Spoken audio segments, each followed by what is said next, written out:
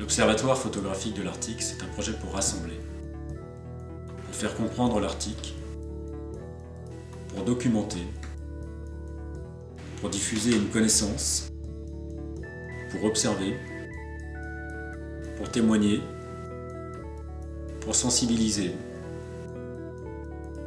pour parler autrement des régions polaires.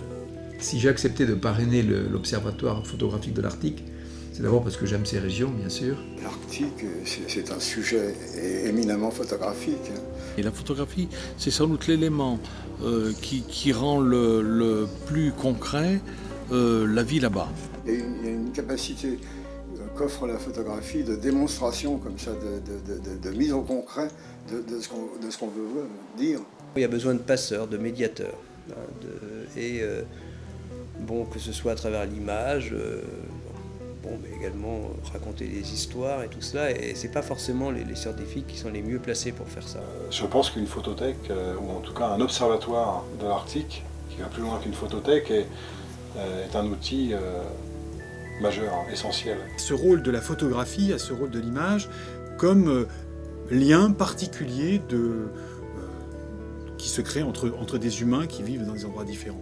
Il y a un patrimoine photographique que l'on peut voir ça et là sur des ouvrages, des expositions, et je trouve que c'est important de le réunir en un même lieu. Si on montre ça vraiment bien, sans manichéisme, mais avec l'efficacité qu'a une image, ça doit remuer les gens. Que cet observatoire se matérialise.